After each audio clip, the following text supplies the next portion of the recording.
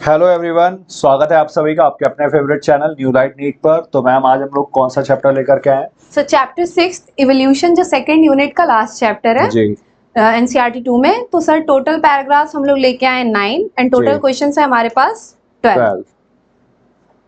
तो इसके बाद इसका वेटेज देख लेते हैं। Total number of questions asked in 2024 and in 21 2 and 22 2 and 23 only one question.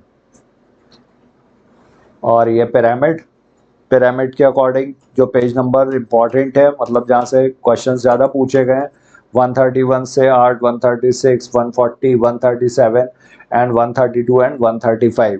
तो ये वो पेजेस हैं जहाँ पर आपको ज़्यादा फोकस करना है। यहाँ पर एक भी पॉइंट आप अफोर्ड नहीं कर सकते हो उसको छोड़ने का।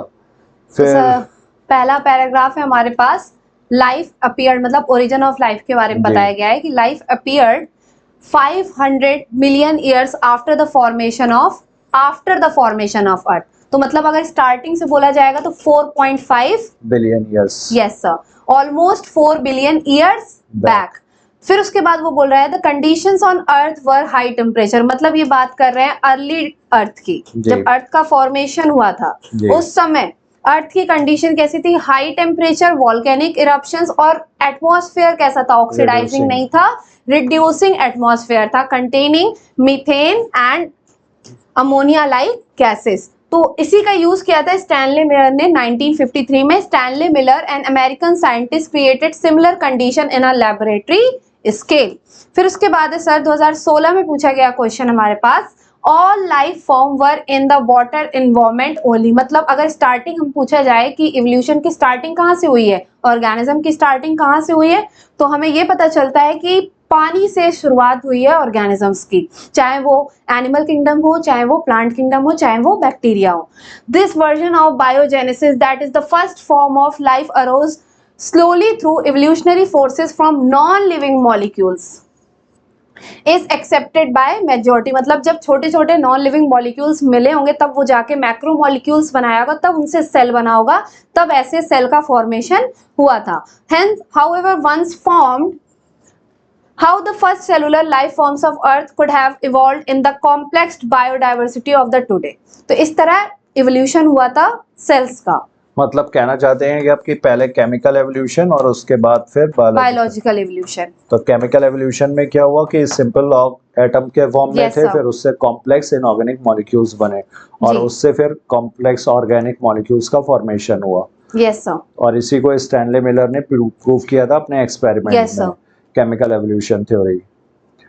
तो from his experiment Stanley Miller produced amino acids by mixing the following in a closed flask. तो कौन कौन से गैसेस इन्होंने मिक्स किए थे? Methane, hydrogen, ammonia and water vapour eight 800 degree centigrade. Methane, hydrogen, ammonium and water vapour eight 800। Methane, hydrogen, ammonia and water vapour eight 600। Methyl, hydrogen, ammonia and water vapour eight 600। तो temperature 800 degree centigrade था, तो ये दोनों तो out of question हो गए। और यहाँ पर अमोनियम दिया हुआ है, जबकि methane, ammonia, hydrogen, water vapour जैसा मैम ने अभी बताया। और इनका रेशियो भी इम्पोर्टेंट है, 2:1:2। मीथेन 2 अनुपात में और अमोनिया 1 और हाइड्रोजन 2।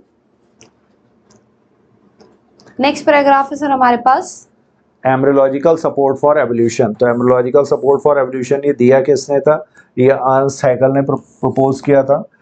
अर्नस्ट हैकेल के अकॉर्डिंग ये embryos of all vertebrates including human develops a row of vestigial gillslit just behind the head, but it is a functional organ only in fish and not found in any other adult vertebrates।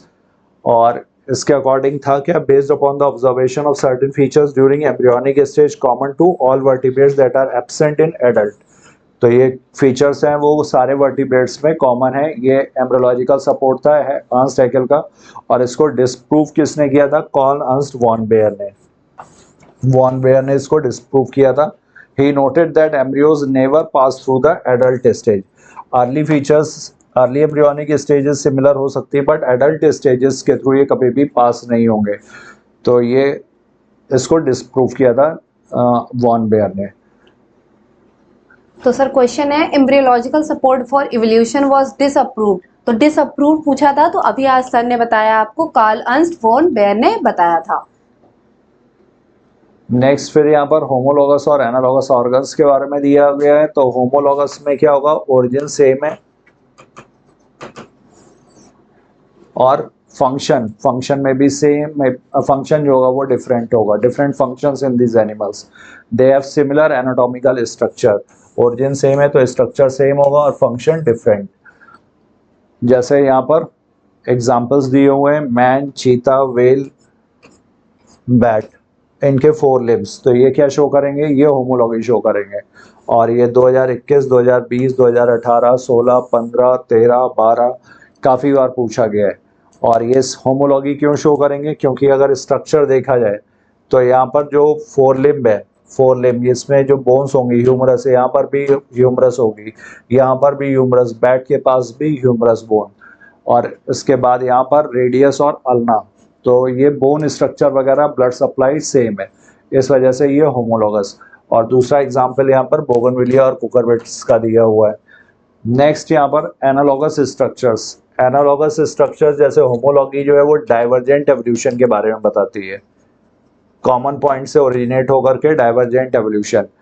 उसी तरह से analogous structures, ये किसका result है, ये convergent evolution. ये different sources से आकर के सिमिलर हैबिटेट में सिमिलर रिक्वायरमेंट होने की वजह से यहाँ पर सिमिलरिटी एक्सप्रेस होगी। तो अरे इसके एग्जांपल्स पूछे जाते हैं, eye of the octopus and mammals. तो as we all know, octopus क्या है, ये मोलस्का का मेंबर है, और मैमल्स क्या है, ये कॉर्डेट्स। इसी तरह से flippers of penguins and dolphins. Penguins क्या है, ये बर्ड्स हैं, फ्लाइटलेस बर्ड्स, और डॉल्फिन क्या है, मैमल्स। तो इनका एनाटॉमिकल स्ट्रक्चर जो होगा डिफरेंट होगा। One can say that it is the similar habitat that has resulted in selection of similar adaptive features in different group of organisms. तो different group of organisms में similar habitat होने की वजह से similar features, और इसी का example दिया हुआ है स्वीट पोटैटो और पोटैटो प्लांट्स में। इसका एनालॉगस का एग्जाम्पल, स्वीट पोटैटो किसका, रूट का मॉडिफिकेशन, और पोटैटो किसका, स्टेम का मॉडिफिकेशन। तो this is also an example of analogy. तो flipper of penguins and dolphins, तो अभी सर ने बताया था कि ये किसका एग्जाम्पल है, कन्वर्जेंट इवोल्यूशन या फिर एनालॉगी का। जी।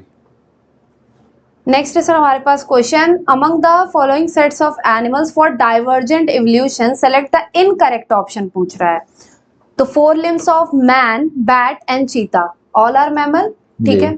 फिर उसके बाद heart of bat, man and cheetah, brain of bat, man and cheetah, and eye of octopus, bat and man. तो इनकरेक्ट आंसर सर हमारे पास हो जाएगा 4th। नेक्स्ट है हमारे पास कि similarly excessive use of herbicides, pesticide has only resulted in selection of resistant varieties in much lesser time scale. जैसे sir पहले जब हम लोग मॉर्टीन वगैरह का यूज करते थे तो बहुत क्वांटिटी में मच्छरों की डेथ हो जाती थी, बट स्टिल अभी इस इन्वायरमेंट की बात करें तो चाहे जितना हम लोग चला लें, मच्छरों की डेथ मतलब वो आसपास उसके घूमते रहेंगे, वो उनको कोई फर्क ही नहीं पड़ता है। This is also true for the microbes against we employ antibiotics. इसीलिए बोला जाता है ज्यादा एंटीबायोटिक्स भी नहीं खानी चाहिए, वरना एंटीबायोटिक रेजिस्टेंस जीन उनके अंदर बन जाएंगे। और drugs against eukaryotic organisms and cell, hence resistant organisms cells are appearing in a time scale for months or year and not centuries। Time लगता है एवोल्यूशन करने में, लेकिन आ जाता है एक टाइम के बाद, रेजिस्टेंस क्रिएट हो जाता है। तो these are the examples of evolution। Question है सर हमारे पास, Which of the following refer to correct example of organisms which have evolved due to changes in environment brought about by anthropogenic action।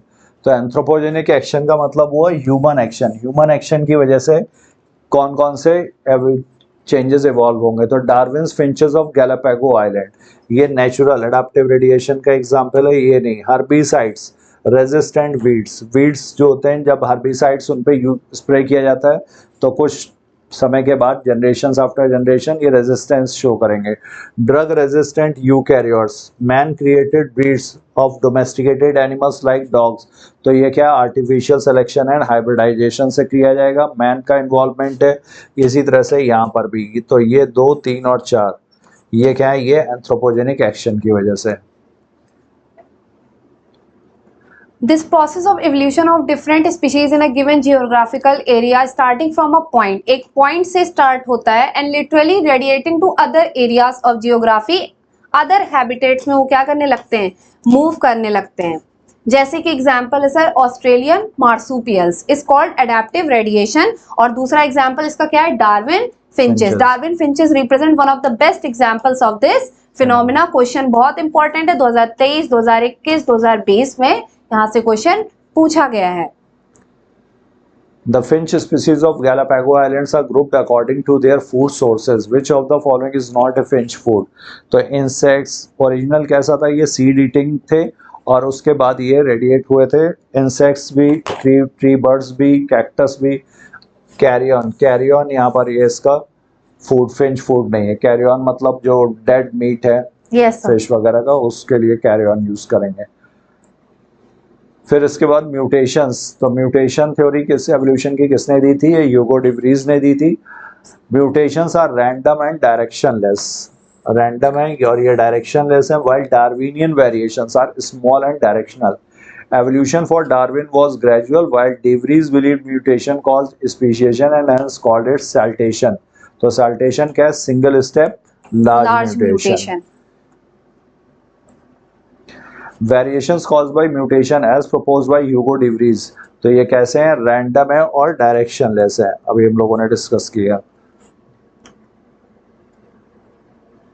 The probability that an allele A with a frequency. तो ये Hardy-Weinberg equilibrium, यहाँ पर Hardy-Weinberg principal. तो Hardy-Weinberg क्या कहते हैं, Hardy-Weinberg के according जो एलील फ्रिक्वेंसी है P plus Q is equal to 1, ये कांस्टेंट रहेगी अगर यहाँ पर कुछ फैक्टर्स जो है वो काम ना कर रहे हो. और इसी तरह से जीनोटाइप फ्रिक्वेंसी इसको निकालते हैं P square plus Q square plus 2PQ is equal to 1. तो P क्या है, डोमिनेंट एलील की फ्रिक्वेंसी, ये रिसेसिव एलील की फ्रिक्वेंसी. तो ये डोमिनेंट होमोजाइगस डोमिनेंट हुआ. जीनोटाइप किसका है, होमोजाइगस डोमिनेंट का. ये हो गया होमोजाइगस रिसेसिव का, और ये हो जाएगा हेट्रोजाइगस का, हेट्रोजाइगस डोमिनेंट. तो यहाँ पर इसको बताया गया है P square plus 2PQ plus Q square और P plus Q is equal to 1. फिर इसके बाद न्यू जीन्स और alleles are added to the new population and these are lost from the old population. There would be a gene flow if this gene migration happens multiple times. If the same change occurs by chance it is called genetic drift. तो gene migration, genetic drift, mutation, natural selection, ये सारे factors हैं जो Hardy-Weinberg equilibrium को affect करते हैं क्योंकि allele frequency change हो जाएगी. तो जीन माइग्रेशन, और अगर ये चांस इवेंट पर बेस्ड हो तो इसको बोलते हैं जेनेटिक ड्रिफ्ट. और जेनेटिक ड्रिफ्ट का ही टाइप है फाउंडर इफेक्ट. फाउंडर इफेक्ट में क्या होता है, ओरिजिनल पॉपुलेशन से अगर कुछ मूव करके कहीं डिस्टेंट साइट पर जाएं और वहां पर ये नई पॉपुलेशन जो क्रिएट करेंगे और कुछ समय के बाद इनमें रिप्रोडक्टिव आइसोलेशन हो जाएगा, मतलब मेटिंग पॉसिबल नहीं हो पाएगी, तो नई स्पीसीज बन जाएगी और इन मेंबर्स को क्या बोला जाएगा, इन्हीं को फाउंडर मेंबर्स बोला जाएगा. And this effect is known as founder effect. फिर इसके बाद gene locus has 2 alleles, capital A small a if the frequency of dominant allele A is 0.4. मतलब P दिया हुआ है आपको 0.4. तो अगर P 0.4 है तो P plus Q is equal to 1, मतलब Q कितना हो गया 0.6. अब यहाँ पर पूछा गया है कि होमोजाइगस डोमिनेंट, तो होमोजाइगस डोमिनेंट जीनोटाइप कैसे निकालते हैं, P स्क्वायर से. तो P स्क्वायर क्या हो गया 0.16. अब इसके बाद अगर देखा जाए हेट्रोजाइगस कौन सा होगा और होमोजाइगस रिसेसिव. तो हेट्रोजाइगस 2PQ. P की वैल्यू पता है, Q की वैल्यू पता है. P है 0.4, ये है 0.6 और 2, तो ये हो गया 0.48. और इसके अलावा होमोजाइगस रिसेसिव कितना होगा, Q स्क्वायर. तो Q कितना है 0.6, तो ये हो गया 0.36. तो ये हमारा आंसर हो जाएगा D. नेक्स्ट है genetic drift operates in.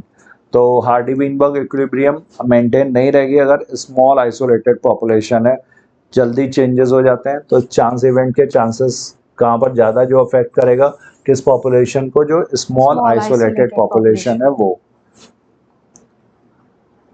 Next, a critical analysis makes us believe that variation due to mutation or variation due to recombination during gametogenesis or due to gene flow or genetic drift results in changed frequency of genes and alleles in future generation.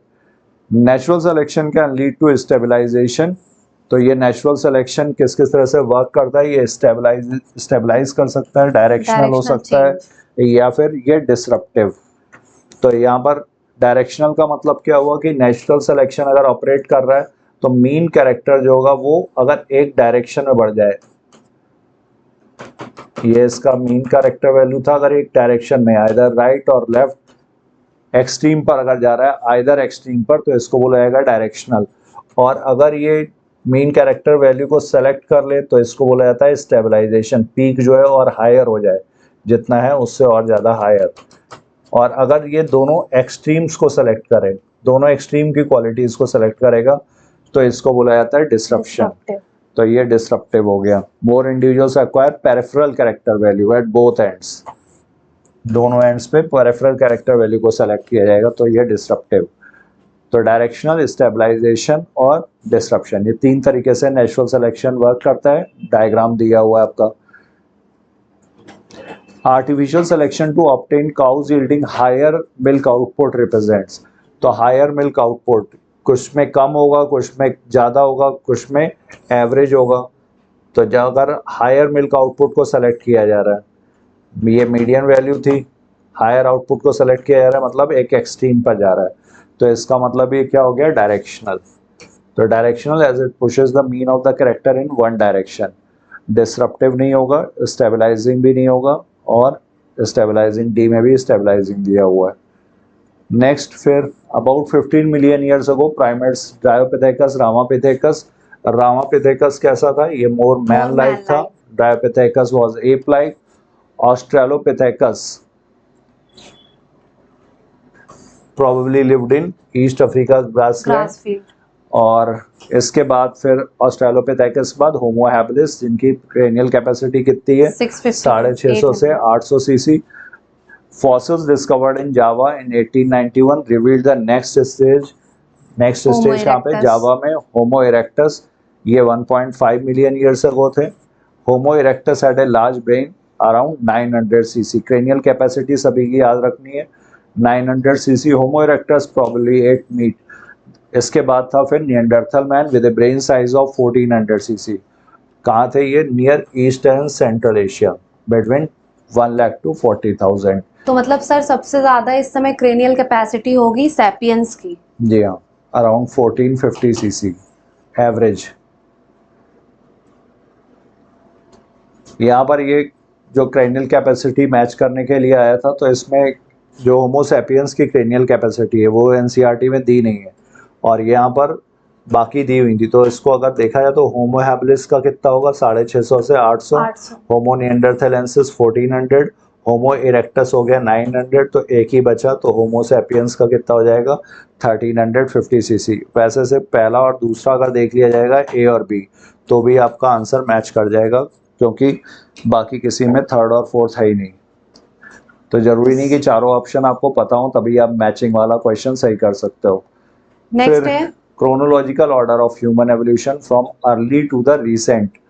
तो early की शुरुआत कहाँ से, Dryopithecus, फिर Ramapithecus, फिर Australopithecus, फिर Homo habilis, फिर होमो erectus, फिर होमो निएंडरथैलेंसिस। तो यहाँ पर करेक्ट ऑप्शन जो देखा जाए तो रामापिथेकस, ऑस्ट्रेलोपिथेकस, होमो हैबिलिस, होमो इरेक्टस। तो बी ऑप्शन यहाँ पर सही है। तो सर यहाँ तक हमने 9 पैराग्राफ्स एंड 12 क्वेश्चंस डिस्कस कर लिया। एनएलआई वर्सेस नीट देख लेते हैं जी। तो founder effect and that scores for founder effect जी। नेक्स्ट है हमारे पास मैचिंग में कई टाइप की मैचिंग पूछी गई थी, लेकिन मेन हमको फोकस करना है convergent evolution and convergent evolution. Next है हमारे पास 2022 का क्वेश्चन है। 2022 में से रिवोल्यूशन से पूछा गया था, जैसे कि अभी हम लोग ने डायरेक्शनल, डिसरप्टिव और स्टेबलाइजिंग पढ़ाया था, same to same question. Next है which of the following statements is not true, मतलब होमोलॉगी और एनालॉगी के बारे में पूछा गया है। तो same to same sir question यहाँ पे भी कन्वर्जेंट और डाइवर्जेंट के फॉर्म में पूछा गया था। नेक्स्ट क्वेश्चन हमारे पास 2023 का, और 2023 में आया था आपका अडेप्टिव रेडिएशन से और same to same question sir adaptive radiation का डायग्राम बेस्ड पूछा गया था। तो सर यहाँ तक जितना भी इवोल्यूशन के जो इम्पोर्टेंट पैराग्राफ्स थे वो सब हमने जी हाँ। डिस्कस कर लिए, उसके साथ जितने भी क्वेश्चन यहाँ से बन सकते हैं वो भी हम लोग जी। ने डिस्कस कर लिए हैं। तो बच्चों आप लोग इन पॉइंट्स को जरूर देख लीजिए, जरूर आपको फायदा मिलेगा, क्योंकि ये सारे इंपॉर्टेंट पॉइंट्स हैं जो प्रीवियस ईयर क्वेश्चंस पूछे गए हैं, उन्हीं के पॉइंट्स हम लोगों ने कवर किए Yes, हैं। sir. वो पैराग्राफ्स ही हम लोगों ने कवर किए हैं, तो आपका कम समय में ज़्यादा से ज़्यादा स्टफ आपका रिवाइज हो जाएगा। और सभी को पता है revision is the key Yes, to sir. Success. तो thank you all of you, thank you so much, have a nice day.